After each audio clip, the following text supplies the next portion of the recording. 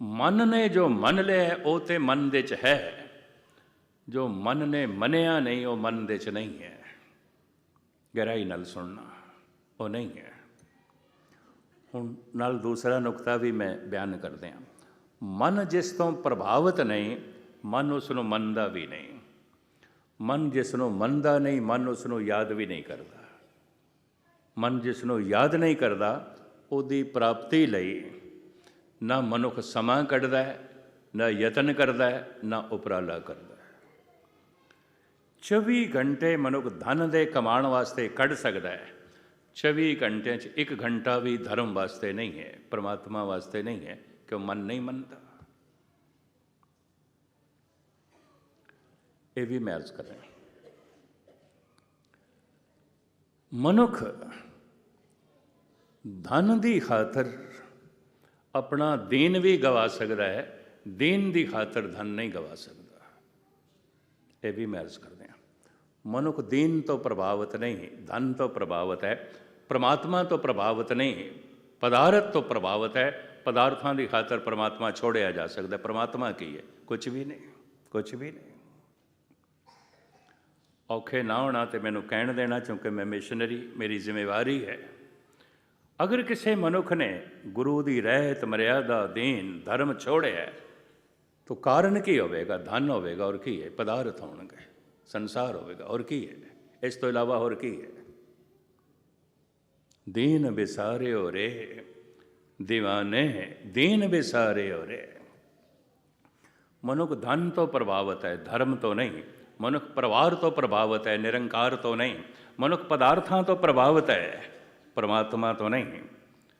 जिस तो मन प्रभावित नहीं, मन उसनों मनदा भी नहीं है। मन जिसनों मनदा नहीं, मन उसनों याद भी नहीं करता। मन जिसनों याद नहीं करता, उसकी प्राप्ति लई ना समा है ना संघर्ष। सारी जिंदगी मनुख परिवार तो निछावर कर सकता है, जिंदगी का 10वां भाग भी गुरु वास्ते नहीं है, नहीं है। सारी जिंदगी मनुख पदार्थों तो कुर्बान कर सकता है, जिंदगी का 10वां हिस्सा भी परमात्मा वास्ते नहीं है, जबकि जिंदगी दी भी उसने है। ये तो हकीकत है, ये तो सच्चाई है।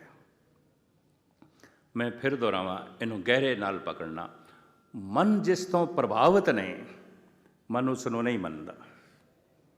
मन जिसनों मनदा नहीं, मन उसनों याद भी नहीं करता। दुनिया भर के अवतारी पुरुषों ने कहा परमात्मा नूं याद करो। उर्दू च कहते हैं याद करना, पंजाबी च कहते हैं चेते करना, संस्कृत दे च कहते हैं सिमरन करना। सिमरन करना, चेते करना, याद करना एको ही गल है, एको ही गल है। बार बार याद किस दी आवेगी? जिस तो मन प्रभावित है। बार बार मन किस दी मंग करेगा? जिस तो मन प्रभावित है। बड़े ध्यान नाल सुनना। मन जिस तो प्रभावित नहीं, मन मनदा ही नहीं, मन याद भी नहीं करता। मन कोई परमात्मा तो प्रभावित नहीं। तुसी आखोगे प्रभावित हाँ तां ते गुरुद्वारे आए हैं, प्रभावित हाँ तां ते बाणी पढ़दे हैं। मन मनदा साडा परमात्मा नूं, गुरु नूं, तां ही ते गुरुद्वारे आउंदे हैं। हुण मैं 52 अखरी दा दूजा सलोक तुहाडे सामने रखां, गुरु अर्जन देव जी दा। ये ते सी कबीर दा। मैं पूरी 52 अखरी की कथा भी बेशतर शहरों के की है, जम्मू, कानपुर, लखनऊ, दिल्ली इत्यादि। 52 अखरी गौड़ी मल्ला पंजवा, 52 अखरी गौड़ी श्री कबीर जी, 52 अखरी। एक एक अखर की महिमा। माँ अखर तो कबीर कहते हैं मम्मा मन स्यों काज है, मन सा दे सिद्ध होए। मन ही मन स्यों कहे कबीरा, मन सा मिलिया ना कोय। मन जैसा होर कोई नहीं, क्यों? एहो मन शक्ति, एहो मन सीहो, एहो मन पंच तत् को जी। मन शिव नूं मने, परमात्मा नूं मने ते मन परमात्मा हो जाता है। मन पदार्थ नूं मने ते मन पदार्थ हो जाता है। मन परिवार नूं मन लवे ते परिवार का रूप हो जाता है। मन निरंकार नूं मने ते निरंकार का रूप हो जाता है। तो मन ने परिवार नूं परिवार करके मन लिया, पदार्थ नूं पदार्थ करके मन लिया, धन नूं धन करके मन लिया, ਮਨ ਨੇ ਪਰਮਾਤਮਾ ਨੂੰ ਪਰਮਾਤਮਾ ਕਰਕੇ ਨਹੀਂ ਮੰਨਿਆ, ਨਹੀਂ ਮੰਨਿਆ। ਤੁਸੀਂ ਆਖੋਗੇ ਮੰਨਿਆ ਤਾਂ ਤੇ ਆਇਆ। ਹੁਣ ਫਿਰ ਗੌੜੀ ਮੱਲਾ ਪੰਜਵਾਂ 52 ਅੱਖਰੀ ਗੁਰੂ ਅਰਜਨ ਦੇਵ ਜੀ ਮਹਾਰਾਜ ਜੀ ਕਹਿੰਦੇ ਨੇ ਮਨ ਨੇ ਮੰਨਿਆ ਨਹੀਂ ਹੈ, ਮਨ ਮੰਗਦਾ ਹੈ। ਇਹ ਗੁਰੂ ਨੂੰ ਮੰਨਦਾ ਨਹੀਂ ਹੈ, ਗੁਰੂ ਕੋਲ ਮੰਗਦਾ ਹੈ, ਮੰਗ ਕਰਕੇ ਆਉਂਦਾ ਹੈ। ਵਿਸ਼ਨੂੰ ਦੀ ਪੂਜਾ ਲਕਸ਼ਮੀ ਕਰਕੇ, ਲਕਸ਼ਮੀ ਨਾ ਹੋਵੇ ਤਾਂ ਕੋਈ ਵਿਸ਼ਨੂੰ ਦੀ ਪੂਜਾ ਨਹੀਂ। ਇਹ ਪਰਮਾਤਮਾ ਨੂੰ ਮੰਨਦਾ ਨਹੀਂ ਹੈ, ਮੰਗਦਾ ਹੈ। ਇਹਦਾ ਸੰਬੰਧ ਮੰਗਣ ਦਾ ਹੈ। ਅਤੇ ਹੁਣ ਗੁਰੂ ਅਰਜਨ ਦੇਵ ਜੀ ਮਹਾਰਾਜ ਦਾ ਸਲੋਕ ਸੁਣੋ। ਮੰਮਾ ਮੰਗਨ ਹਾਰ ਇਆਨਾ, ਦੇਨ ਹਾਰ ਦੇ ਰਹੋ ਸੁਜਾਨਾ, ਜੋ ਮੰਗੇ ਤੋ ਮੰਗੇ ਬਈਆ, ਜਾਂ ਤੇ ਕੁਸਲ ਨ ਕਬਹੂ ਥੀਆ। ਜਦ ਵੀ ਇਹ ਪਰਮਾਤਮਾ ਕੋਲ ਮੰਗਦਾ ਹੈ, ਪਰਮਾਤਮਾ ਨੂੰ ਛੋੜ ਕੇ ਬਾਕੀ ਸਭ ਕੁਝ ਮੰਗਦਾ ਹੈ। ਪਰਮਾਤਮਾ ਨੂੰ ਕਹਿੰਦਾ ਮੰਗਦਾ, ਆਖੇ ਮੰਗੇ ਕੀ ਦੇਹ ਦੇਹ, ਇਹ ਵੀ ਦੇ, ਇਹ ਵੀ ਦੇ, ਇਹ ਵੀ ਮੇਰੇ ਘਰ ਆ ਜਾਏ, ਇਹ ਵੀ ਮੇਰੇ ਘਰ ਆਏ, ਇਹ ਵੀ ਮੇਰੇ ਘਰ ਆਏ। ਅਤੇ ਪਰਮਾਤਮਾ ਕਹਿ ਦੇਵੇ ਮੈਂ ਵੀ ਆ ਜਾਵਾਂ, ਨਾ ਨਾ ਤੂੰ ਇੱਕ ਪਾਸੇ ਰਹਿ, ਤੇਰੀ ਕੋਈ ਲੋੜ ਨਹੀਂ। ਤੂੰ ਆਏਗਾ ਤਾਂ ਮੇਰਾ ਸਭ ਕੁਝ ਬਦਲ ਕੇ ਰੱਖ ਦੇਂਗਾ। ਆਪ ਦੀ ਗਿਆਤ ਲਈ ਅਰਜ਼ ਕਰਾਂ, ਦੋ ਤਰ੍ਹਾਂ ਦੇ ਮਨੁੱਖ ਸਾਰੇ ਸੰਸਾਰ ਦੇ 'ਚ ਨੇ, ਸਾਰੇ ਸੰਸਾਰ ਦੇ 'ਚ ਨੇ। ਇੱਕ ਕਮਜ਼ੋਰ ਮਨੁੱਖ ਈਸ਼ਵਰ ਨੂੰ ਇਸ ਵਾਸਤੇ ਮੰਨਦਾ ਹੈ, ਜੋ ਕੁਛ ਉਸ ਦੀਆਂ ਖਾਹਿਸ਼ਾਂ ਨੇ ਪੂਰੀਆਂ ਹੋਵਣ, ਜੋ ਉਸ ਦੀਆਂ ਮੰਗਾਂ ਨੇ ਪੂਰੀਆਂ ਹੋਵਣ। ਇੱਕ ਸ਼ਕਤੀਸ਼ਾਲੀ ਮਨੁੱਖ, ਇੱਕ ਤਾਕਤਵਰ ਮਨੁੱਖ ਪਰਮਾਤਮਾ ਨੂੰ ਇਸ ਵਾਸਤੇ ਇਨਕਾਰ ਕਰ ਦਿੰਦਾ ਹੈ, ਜੋ ਉਸ ਦੀਆਂ ਮੰਗਾਂ ਨੇ ਅਗਰ ਪਰਮਾਤਮਾ ਨੂੰ ਮੰਨ ਲਵੇ ਤਾਂ ਪੂਰੀਆਂ ਨਹੀਂ ਕਰ ਸਕਦਾ। ਹੁਣ 2.5 ਕਰੋੜ ਬੰਦਿਆਂ ਦਾ ਕਾਤਲ ਹੈ ਹਿਟਲਰ, ਅਗਰ ਰੱਬ ਨੂੰ ਮੰਨਦਾ ਤਾਂ ਕਰ ਸਕਦਾ ਸੀ। ਇੱਕ ਕਮਜ਼ੋਰ ਮਨੁੱਖ ਪਰਮਾਤਮਾ ਨੂੰ ਮੰਨਦਾ ਹੈ ਇਸ ਵਾਸਤੇ ਕਿ ਪਰਮਾਤਮਾ ਤੋਂ ਬਿਨਾਂ ਉਹਦੀਆਂ ਮੰਗਾਂ ਦੀ ਪੂਰਤੀ ਨਹੀਂ ਹੋਵੇਗੀ। ਇੱਕ ਸ਼ਕਤੀਸ਼ਾਲੀ ਮਨੁੱਖ ਪਰਮਾਤਮਾ ਨੂੰ ਇਨਕਾਰ ਕਰ ਦਿੰਦਾ ਹੈ, ਕਿਉਂਕਿ ਜੋ ਕੁਛ ਉਹ ਚਾਹੁੰਦਾ ਹੈ ਉਹ ਬਿਨਾਂ ਪਰਮਾਤਮਾ ਨੂੰ ਇੱਕ ਪਾਸੇ ਕੀਤਿਆਂ ਪੂਰੀਆਂ ਨਹੀਂ ਕਰ ਸਕਦਾ। ਉਹ ਤਾਂ ਦੁਰਾਚਾਰ ਕਰਨਾ ਚਾਹੁੰਦਾ ਹੈ, ਉਹ ਤਾਂ ਸ਼ਰਾਬ ਪੀਣਾ ਚਾਹੁੰਦਾ ਹੈ, ਉਹ ਤਾਂ ਗੁਰੂ ਨੂੰ ਇੱਕ ਪਾਸੇ ਕਰੇ, ਗੁਸਤਾਖੀ ਮਾਫ, ਤਾਂ ਹੀ ਕੇਸਾਂ ਨੂੰ ਕੈਂਚੀ ਲਾ ਸਕਦਾ ਹੈ। ਗੁਰੂ ਨੂੰ ਇੱਕ ਪਾਸੇ ਕਰੇ, ਇਹ ਕਲਗੀਧਰ ਤੋਂ ਇੱਕ ਪਾਸੇ ਹੋ, ਆਪਾਂ ਉਸ ਤਰ੍ਹਾਂ ਫੇਰਨਾ ਹੈ, ਕੈਂਚੀ ਫੇਰਨੀ। ਬਾਰ-ਬਾਰ ਮੈਂ ਮਾਫੀ ਮੰਗ ਲਵਾਂ, ਮੈਂ ਤਾਂ ਨਾਈ ਦੀ ਦੁਕਾਨ 'ਤੇ ਬੈਠਣਾ, ਤੂੰ ਜ਼ਰਾ ਇੱਕ ਪਾਸੇ ਹੋ। ਤੂੰ ਇੱਕ ਪਾਸੇ ਹੋਏਗਾ ਤੇ ਦਾੜੀ ਦੀ ਕੈਂਚੀ ਫੇਰਨੀ ਬੜੀ ਔਖੀ ਹੋ ਜਾਏਗੀ। ਤੂੰ ਸਾਹਮਣੇ ਆ ਗਿਆ, ਕੋਲ ਬੈਠ ਗਿਆ, ਤਾਂ ਫਿਰ ਮੈਂ ਉਸ ਤਰ੍ਹਾਂ ਕਿਵੇਂ ਚਲਾਵਾਂਗਾ? ਫਿਰ ਤੇ ਕੰਘਾ ਹੀ ਫੇਰਨਾ ਪਏਗਾ।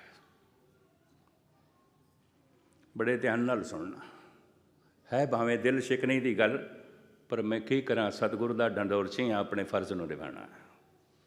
ਨਿਰੀਆਂ ਗੱਲਾਂ ਕਰਕੇ ਤੁਹਾਡੇ ਕੋਲ ਨਹੀਂ ਮੈਂ ਚਲੇ ਜਾਣਾ।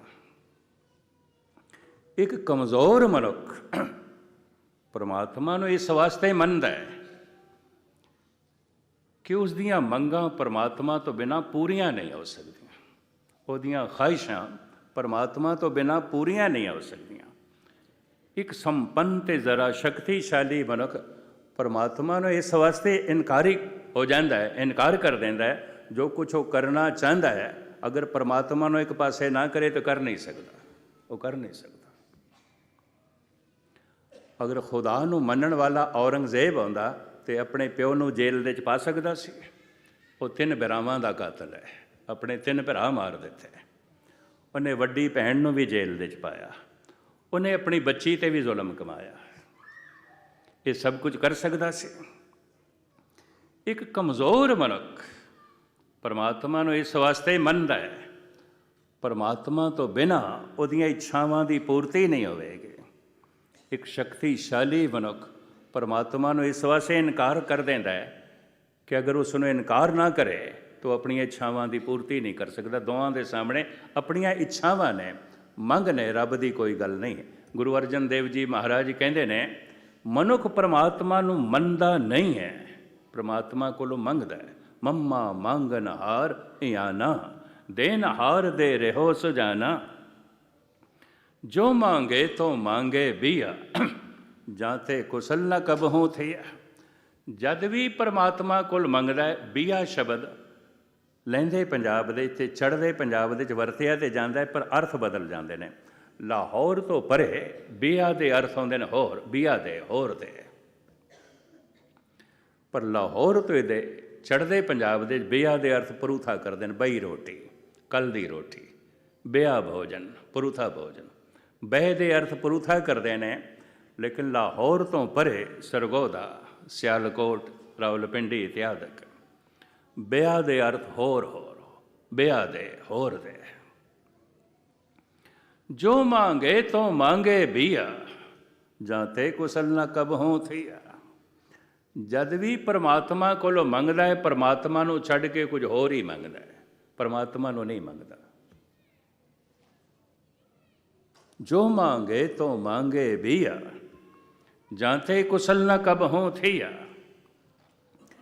ਇਹ ਪਰਮਾਤਮਾ ਨੂੰ ਮੰਨਦਾ ਨਹੀਂ, ਪਰਮਾਤਮਾ ਕੋਲ ਮੰਗਦਾ ਹੈ, ਪਰਮਾਤਮਾ ਨੂੰ ਛੱਡ ਕੇ ਬਾਕੀ ਸਭ ਕੁਝ ਮੰਗਦਾ ਹੈ। ਇਹਦਾ ਸੰਬੰਧ ਮੰਗਣ ਦਾ ਹੈ। ਮੰਗਣ ਦਾ ਜਿਸ ਦਾ ਸੰਬੰਧ ਹੈ, ਮਹਾਰਾਜ ਕਹਿੰਦੇ ਨੇ ਇਆਣਾ ਹੈ, ਮੰਮਾ ਮੰਗਣ ਹਾਰ ਇਆਣਾ। ਸ਼ਾਇਦ ਆਪ ਨੂੰ ਪਤਾ ਹੋਵੇ, ਆਪ ਗ੍ਰਸਤੀ ਹੋ, ਛੋਟਾ ਮਾਸੂਮ ਬੱਚਾ ਇਹ ਅਜੇ ਮੰਗਣਾ ਹੀ ਜਾਣਦਾ ਹੈ, ਲੈਣਾ ਹੀ ਜਾਣਦਾ ਹੈ। ਉਹਦੇ ਕੋਲ 5 ਖਿਡੌਣੇ ਹੋਣ ਅਤੇ ਉਹਦੇ ਦੂਜੇ ਭਰਾ ਕੋਲ 1 ਖਿਡੌਣਾ ਹੋਵੇ, ਦੋਵੇਂ ਛੋਟੇ ਹੋਣ, ਅਤੇ ਜਿਹਦੇ ਕੋਲ 5 ਨੇ ਨਾ, ਉਹਨੂੰ ਕਹਿ ਦਈਏ ਤੂੰ 1 ਇਸ ਨੂੰ ਦੇ ਦੇ, ਫਿਰ ਵੀ ਤੇਰੇ ਕੋਲ 4 ਹੋ ਜਾਣਗੇ, ਉਹਦੇ ਕੋਲ 2 ਹੋਣਗੇ, 1 ਖਿਡੌਣਾ ਇਹਨੂੰ ਦੇ। ਉਹਦਾ ਵਸ ਲੱਗੇ ਦੂਜੇ ਕੋਲ 1 ਵੀ ਖੋਵੇਗਾ, ਆਪਣੇ 5 ਦੇ 'ਚੋਂ 1 ਨਹੀਂ ਦੇਗਾ। ਮਾਸੂਮ ਬੱਚਾ ਦੇਣਾ ਜਾਣਦਾ ਹੀ ਨਹੀਂ, ਲੈਣਾ ਜਾਣਦਾ ਹੈ। ਇਸ ਵਾਸਤੇ ਮਹਾਰਾਜ ਕਹਿੰਦੇ ਨੇ, ਜੋ ਹਰ ਵਕਤ ਮੰਗਦਾ ਪਿਆ ਪ੍ਰਮਾਤਮਾ ਕੋਲੋਂ, ਬੱਚਾ ਹੈ, ਇਆਣਾ ਹੈ। ਮੰਮਾ ਮੰਗਣ ਹਾਰ ਇਆਣਾ, ਦੇਣ ਹਾਰ ਦੇ ਰਹੋ ਸਿਜਾਣਾ। ਇੱਕ ਸਿਆਣੀ ਮਾਂ ਨੂੰ ਪਤਾ ਹੈ ਕਿ ਮੇਰੇ ਇਸ ਬੱਚੇ ਨੂੰ, ਛੋਟੇ ਜਿਹੇ ਮਾਸੂਮ ਬੱਚੇ ਨੂੰ ਕੀ ਚਾਹੀਦਾ ਹੈ। ਜੇ ਉਸ ਨੂੰ ਇਤਨਾ ਵੀ ਨਹੀਂ ਪਤਾ, ਤੇ ਮਾਂ ਹੋਣ ਦਾ ਉਹਦੇ ਕੋਲ ਸੁਭਾਗ ਵੀ ਨਹੀਂ ਹੈ। ਕਿਆ ਪਰਮਾਤਮਾ ਨੂੰ ਇਤਨਾ ਵੀ ਨਹੀਂ ਪਤਾ ਜੀਵਾਂ ਦੀ ਕੀ ਲੋੜ ਹੈ। ਜੋ ਮੰਗੇ ਤੋਂ ਮੰਗੇ ਬੀਆ, ਜਾਂ ਤੇ ਕੁਸਲ ਨਾ ਕਬਹੂ ਥੀਆ। ਮੰਗਣ ਦਾ ਸੰਬੰਧ ਹੈ, ਮੰਨਣ ਦਾ ਸੰਬੰਧ ਨਹੀਂ। ਹੁਣ ਮੈਂ ਅਰਜ਼ ਕਰਦਿਆਂ 2 ਨੁਕਤੇ ਹੋਰ ਬਿਆਨ ਕਰਦਿਆਂ ਅਤੇ ਮੈਂ ਸਮਾਪਤੀ ਕਰਾਂ। ਮਨੁੱਖ ਪਰਮਾਤਮਾ ਨੂੰ ਮੰਨਦਾ ਹੈ ਅਤੇ ਪਰਮਾਤਮਾ ਦੇ ਮਾਰਗ 'ਤੇ ਚੱਲਦਾ ਹੈ। ਆਖਿਰ ਪ੍ਰੇਰਨਾ ਕਿੱਥੋਂ ਲੈਂਦਾ ਹੈ, ਕਿੱਥੋਂ ਲੈਂਦਾ ਹੈ? ਇਹਨਾਂ 2 ਨੁਕਤਿਆਂ ਨੂੰ ਅਗਰ ਤੁਸੀਂ ਪਕੜ ਲਿਆ ਤਾਂ ਗੱਲ ਮੂਲ ਤੁਹਾਡੀ ਪਕੜ ਦੇ 'ਚ ਆ ਜਾਏਗੀ। ਪਰਮਾਤਮਾ ਦੇ ਗਿਆਨ ਕਰਕੇ ਕੋਈ ਪਰਮਾਤਮਾ ਦੇ ਮਾਰਗ 'ਤੇ ਨਹੀਂ ਚੱਲਦਾ। ਕਿਉਂ? ਪਰਮਾਤਮਾ ਅਤੇ ਗਿਆਨ ਦੋਵੇਂ ਇਕੱਠੇ ਮਿਲਦੇ ਨੇ। ਬ੍ਰਹਮ ਅਤੇ ਬ੍ਰਹਮ ਦਾ ਗਿਆਨ ਦੋਵੇਂ ਇਕੱਠੇ ਮਿਲਦੇ ਨੇ। ਇਹ ਨਹੀਂ ਗਿਆਨ ਅੱਜ ਮਿਲ ਗਿਆ ਅਤੇ ਬ੍ਰਹਮ ਕੱਲ੍ਹ ਮਿਲੇਗਾ, ਬ੍ਰਹਮ ਅੱਜ ਮਿਲ ਗਿਆ ਅਤੇ ਗਿਆਨ ਕੱਲ੍ਹ ਮਿਲੇਗਾ, ਕਤਈ ਨਹੀਂ। ਦੋਵੇਂ ਇਕੱਠੇ ਮਿਲਦੇ ਨੇ। ਜਿਵੇਂ ਕੋਈ ਇਹ ਆਖੇ ਬੜੀ ਧੁੱਪ ਨਿਕਲੀ ਹੈ, ਬੜਾ ਚਾਨਣ ਹੈ, ਪਰ ਕਮਾਲ ਦੀ ਗੱਲ ਸੂਰਜ ਤਾਂ ਹੈ ਹੀ ਕੋਈ ਨਹੀਂ। ਇਹ ਕਿਸ ਤਰ੍ਹਾਂ ਹੋ ਸਕਦਾ ਹੈ? ਜਦ ਇਤਨੀ ਧੁੱਪ ਨਿਕਲੀ ਹੈ, ਇਤਨਾ ਚਾਨਣ ਹੈ ਅਤੇ ਸੂਰਜ ਹੈ। ਪਰ ਕੋਈ ਇਹ ਆਖੇ ਧੁੱਪ ਤਾਂ ਬੜੀ ਫੈਲੀ ਹੋਈ ਹੈ, ਚਾਨਣਾ ਤਾਂ ਬੜਾ ਹੈ, ਪਰ ਕੀ ਕਰੀਏ, ਸੂਰਜ ਤਾਂ ਨਿਕਲਿਆ ਹੀ ਨਹੀਂ। ਇਹ ਗਲਤ ਹੈ। ਅਤੇ ਕੋਈ ਇਹ ਆਖੇ ਸੂਰਜ ਤੇ ਸਿਰ 'ਤੇ ਖੜਾ ਹੈ, ਨਿਕਲਿਆ ਹੋਇਆ ਹੈ, ਕਮਾਲ ਦੀ ਗੱਲ ਹੈ, ਚਾਨਣਾ ਤਾਂ ਹੈ ਹੀ ਕੋਈ ਨਹੀਂ। ਇਹ ਕਿਸ ਤਰ੍ਹਾਂ ਹੋ ਗਿਆ? ਸੂਰਜ ਹੈ ਤਾਂ ਦਿਨ ਵੀ ਹੈ, दिन है तो सूरज है, सूरज है तो चानना है, चानना है तो सूरज भी है, ब्रह्म है तो नाल ज्ञान भी है, ज्ञान है तो ब्रह्म भी है, ज्ञान है तो भगवान है, भगवान है तो ज्ञान है, दोवें इकट्ठे प्रगट होंदे ने, अगे पिछे नहीं प्रगट होंदे। इस वास्ते ज्ञान करके कोई भगवान दे मार्ग ते नहीं चलता, फिर प्रेरणा कित्थों लैंदा है। ਇਹ ਦੋ ਨੁਕਤੇ ਮੈਂ ਤੁਹਾਨੂੰ ਬਿਆਨ ਕਰਨ ਲੱਗਾ ਤੇ ਫਿਰ ਸਮਾਪਤੀ। ਰਾਏਪੁਰ ਵਿੱਚ ਇੱਕ ਤਾਰਕਿਕ ਬੰਦੇ ਨੇ ਸਵਾਮੀ ਵਿਵੇਕਾਨੰਦ ਤੇ ਇੱਕ ਪ੍ਰਸ਼ਨ ਕੀਤਾ ਸੀ, ਜਿਹਨੇ ਕਿਸੇ ਵਕਤ ਕਿਹਾ ਸੀ ਵਿਵੇਕਾਨੰਦ ਨੇ, ਅਗਰ ਭਾਰਤ ਨੂੰ ਬਚਾਉਣਾ ਹੈ ਤਾਂ ਹਰ ਘਰ ਦੇ 'ਚ ਗੁਰੂ ਗੋਬਿੰਦ ਸਿੰਘ ਦਾ ਇੱਕ ਲਾਡਲਾ ਹੋਣਾ ਚਾਹੀਦਾ ਹੈ। ਉਸੇ ਤੋਂ ਪ੍ਰੇਰਿਤ ਹੋ ਕੇ ਮਦਨ ਮੋਹਨ ਮਾਲਵੀਆ ਨੇ ਵੀ ਕਹਿ ਦਿੱਤਾ, ਅਗਰ ਭਾਰਤ ਨੂੰ ਆਜ਼ਾਦ ਰੱਖਣਾ ਹੈ ਤੇ ਇਹਦੀ ਸੰਸਕ੍ਰਿਤੀ ਨੂੰ ਬਚਾਈ ਰੱਖਣਾ ਹੈ तो हर घर ਦੇ 'ਚ ਗੁਰੂ ਗੋਬਿੰਦ ਸਿੰਘ ਦਾ ਇੱਕ ਸਿੱਖ ਹੋਵੇ, ਮਦਨ ਮੋਹਨ ਮਾਲਵੀਆ, ਜਿਹਨੇ ਬਨਾਰਸ ਯੂਨੀਵਰਸਿਟੀ ਨੂੰ ਜਨਮ ਦਿੱਤਾ। ਇੱਕਦਮ ਉਹਨਾਂ ਦੀ ਗੱਲ ਪਕੜ ਦੇ 'ਚ ਆ ਗਈ, ਇਹ ਬੰਦਾ ਕਿੱਥੋਂ ਪਿਆ ਬੋਲਦਾ ਹੈ। ਕਿਆ ਮਨੁੱਖ ਨੂੰ ਅੰਧ ਵਿਸ਼ਵਾਸ ਚਾਹੀਦਾ ਹੈ? ਕਿਆ ਮਨੁੱਖ ਨੂੰ ਲੋੜ ਹੈ ਬਲਾਈਂਡ ਫੇਥ ਦੀ? ਵਿਵੇਕਾਨੰਦ ਬੋਲ ਪਏ, ਬਲਾਈਂਡ ਫੇਥ ਵੀ ਚਾਹੀਦਾ ਹੈ, ਪਰ ਇੱਕ ਸ਼ਰਤ ਦੇ ਨਾਲ, ਜਿਸ ਤੇ ਫੇਥ ਕਰੀਏ ਉਹ ਬਲਾਈਂਡ ਨਾ ਹੋਵੇ। ਅੰਧ ਵਿਸ਼ਵਾਸ ਵੀ ਚਾਹੀਦਾ ਹੈ, ਪਰ ਜਿਸ ਤੇ ਵਿਸ਼ਵਾਸ ਕਰੀਏ ਉਹ ਅੰਧਾ ਨਾ ਹੋਵੇ। ਪਰਮਾਤਮਾ ਤੇ ਪ੍ਰਕਾਸ਼ਮਾਨ ਹੈ, ਉਹਦੇ ਤੇ ਅਗਰ ਪੂਰਨ ਤੌਰ ਤੇ ਵਿਸ਼ਵਾਸ ਕਰ ਦਿੱਤਾ, ਨਾ ਸਮਝੀ ਦੇ 'ਚ ਵੀ, तो यकीन जानो जिंदगी च चानना ही चानना हो जाएगा, प्रकाश ही प्रकाश हो जाएगा। पर मनुख उसके मार्ग ते किस तरह चले?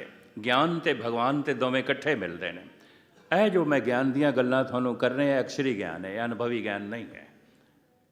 अक्षरी ज्ञान सुनन सुनाण वास्ते हुंदा है, समझन समझाण वास्ते हुंदा है।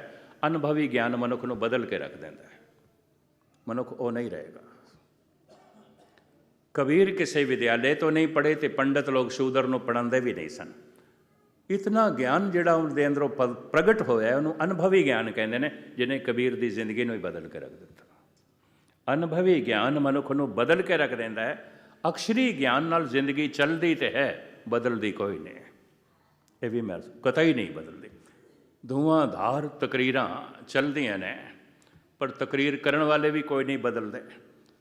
रात का शेर मैं फिर थानू समझा दें, सुना दें। किससे पता पूछें मंजिले जाना, ऐ खुदा तेरा पता मैं किहदे कोल पुछां।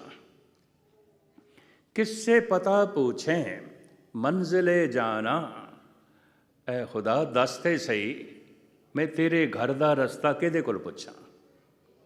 कौन मैनू दसे?